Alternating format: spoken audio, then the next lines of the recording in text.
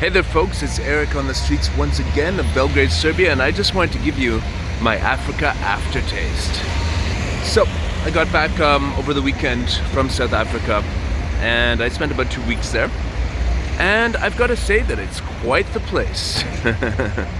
It's quite the place because, well, it's Africa. And it's the place in Africa that's somehow the most developed, and it's the place in Africa that has the sort of greatest legacy of European colonialism.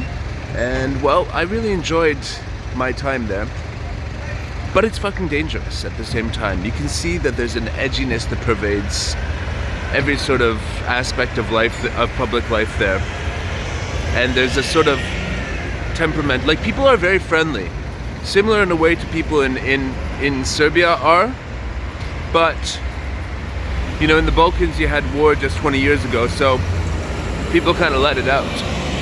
There you can feel the tension is brewing in South Africa.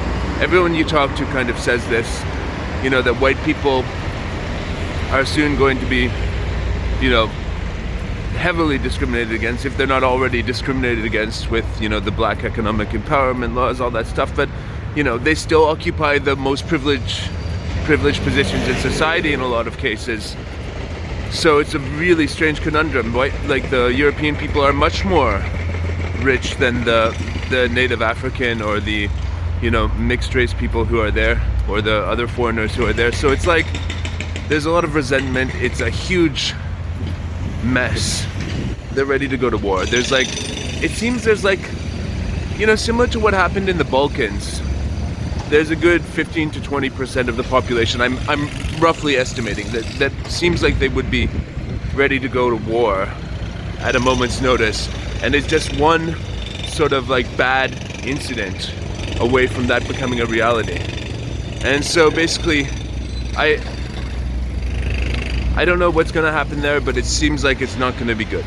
It doesn't seem like this situation is going to be solved in a peaceful manner. It doesn't seem like the country is going to go in a good direction. But with that being said, I absolutely love my time there. I love the food, I love the people, I love the vibrant cultural mix. You know, the same thing that's causing disharmony and sort of social tension is the same thing that makes the place great. Similar to the way that the same thing that made Serbia here culturally rich and vibrant is all of the cultures warring and mixing over history with the Turks and the Austrians, with you know, everybody else. Of course, the Serbian Slavic people are the center of it. Well, there it's like, there I kind of felt there is no center of who's the dominant force in society. I was in Cape Town, the most sort of like white European city in that country, in South Africa, or in Africa in general. And yeah, guys, it was very interesting. But you know, walking down the street, I would feel, I'm here in Belgrade right now, I feel absolutely no unease about holding this phone right now. But I actually took my old phone there because I was worried that it might get stolen, and I heard stories of people who did get them stolen.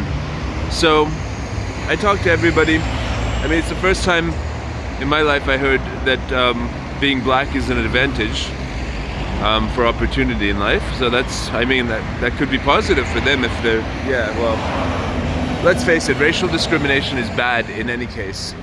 So yeah, typically folks, the aftertaste is very interesting, and I'm gonna go back if the place doesn't go to hell. And we found lots of really talented people there who want to work with us in my company. So that's about it. I mean, go and check it out for yourself. It's a very sort of first world type place in certain aspects, and then very third world in other aspects. And you know, it's really, you can see my other video where I'm walking through Cape Town, but the aftertaste is definitely, wow, it's a relief to be out, because there's a lot of hassle that pervades your everyday life there. Walking down the street, you don't go out in the evening and all that stuff, and I feel much safer to be back in the Balkans, in Serbia. And basically, it was a wild ride, and I really enjoyed it. That's it. Tell me your comments. What do you think? What do you think could happen in South Africa? And yeah, what is the future of the country look like? And if you've never been there, go.